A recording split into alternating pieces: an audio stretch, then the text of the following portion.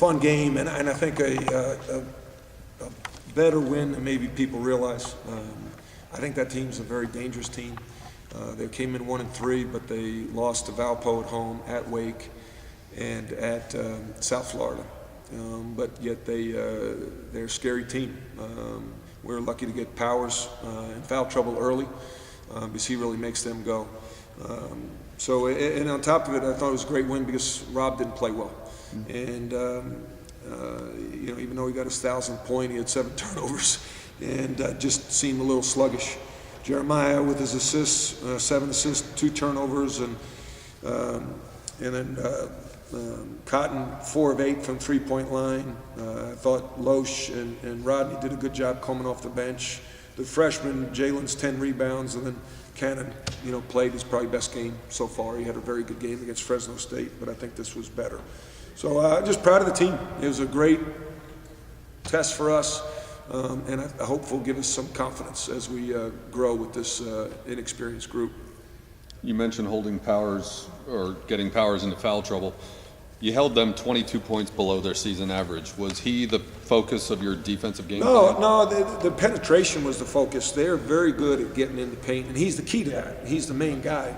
But I thought that our defense was really good. We were tight. We contested shots. We rebounded. We out-rebounded a very good rebounding team.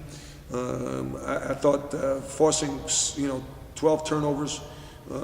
I thought we did a really good job defensively. It wasn't so much on him. He scared me. He's so good coming off on pick and rolls. That was a big emphasis.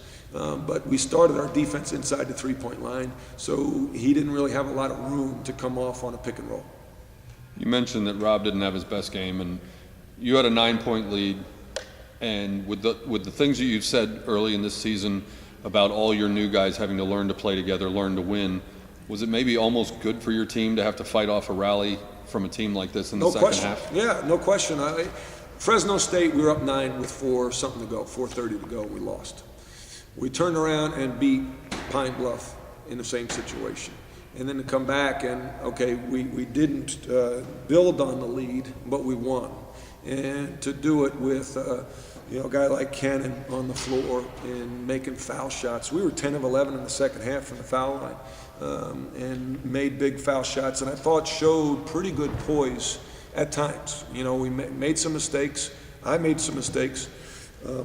But the out-of-bounds play to get Cannon to the foul line was pretty sharp thinking on their part, especially Jeremiah's. You mentioned the lead you had against Fresno and Little Rock. Did you mention those games when you were on the sideline talking these guys through the second half, or did you try to just erase those completely and just deal with today's game only? I think I bring them up. I'm not 100% sure, but I think I bring them up. I know against Pine Bluff I brought it up. We've practiced that situation. We every day since Fresno we put 9-point lead, 4:22 to go, and practiced it. So we understand what's a good shot, what's not, the importance of execution, securing the basketball. It's a delicate situation because you don't want to go so slow that you lose your rhythm and you're hoisting up a contested shot with 5 seconds on the shot clock, but you don't want to go so fast that you take a quick shot and miss it and long rebound and they go the other way and score. So working on those situations. Then I think there's 2 key spots at the end of a game, the 4-minute mark and the 2-minute mark. And, we've worked on those situations and I think we've gotten better as a result. You mentioned Cotton Giles going 4 for 8 on threes. He had a lot of big plays though. He had some key rebounds. He handled the ball some when Jeremiah wasn't bringing it up. Is he taking on more and more of a leadership role where his leadership and direction on the court may be even bigger than his points and the other numbers on the stat sheet? I think equal. I think that he's getting more confident. Cotton is a junior, but he hadn't played. He hadn't really played in 3 years. He didn't play much at Nevada and sat out last year. So this is a really new experience for him. And, so each game I see him getting better and better and smarter and becoming more comfortable. And I thought today might have been his best effort. You talked at the beginning of the year about Cannon and how much potential he had, but he seemingly is improving almost every game.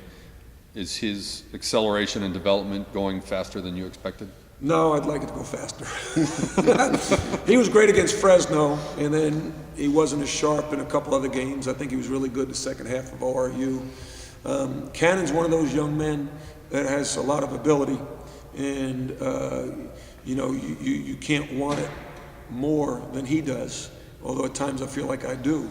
But yet he's starting to understand, I think, how good it feels when he does give that effort and sees immediate results. A lot of other guys can improve their effort, but won't see the immediate results because they're not as talented as he is. He is really a gifted young man, and as his effort meets his talent, he can be a special player. He had several plays in the paint where, I don't know if you can say he dominated in the paint, but where he seemed to sort of overpower some people. And at the beginning of the year, you talked about how he's got to get stronger and grow into his role. Is he more physical or stronger than you expected? He's strong. He's a strong kid. He's not physical. He's becoming, hopefully becomes more physical, mentally and physically tough. He grabbed a couple of tough rebounds. He made a couple of tough buckets. It's stretching him. He's a nice young man, laid back. Well, that's not a good thing on the court. Off the court, that's good, but on the court, that's not good. I have a license from his dad to kick him in the butt whenever I want, so he doesn't have a choice but to get tougher. But he's a wonderful kid, and again, I've coached a lot of talented big guys. Who does he remind you of? Anyone else that you've had? No, not really. He reminds me of probably P.J. Brown, guy who played in the NBA. Mm-hmm. Long face-up forward who can do a lot of things. And I think that, he's a small Rasheed Wallace. Rasheed 6'11", but had touch. And, Cannon has a feel. You can't teach that feel. Like, he gets the ball in the post and kind of understands where the defense is and turns away from it and, catches the ball and knows where to go with it. He's got ability. He's got a lot of ability. You mentioned that tonight wasn't Rob's best game, but why was that? I mean, was Georgia Southern ganging up on him? No, I think Robert is banged up a little bit. I think his foot, hamstring, and when Rob's banged up a little bit, he needs to be physically like close to 100% to have his legs. If he doesn't have his legs, then he won't have his shot. He doesn't, struggle to cut hard.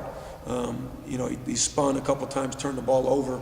So I think his legs really impact him mentally, and rightfully so. But I think that we need to make sure his legs are feeling good. He's banged up a little bit. Even if he didn't have a perfect game, though, how appropriate is it that he gets his 1,000th point on the free throw that basically seals his game, though? Well, that's great. I don't care if he gets his 1,000th point the next game on the first layup of the game. I wanted to win, but no, it's fit. It's fitting. It's great. It makes for a good, something good to write about. But Yeah.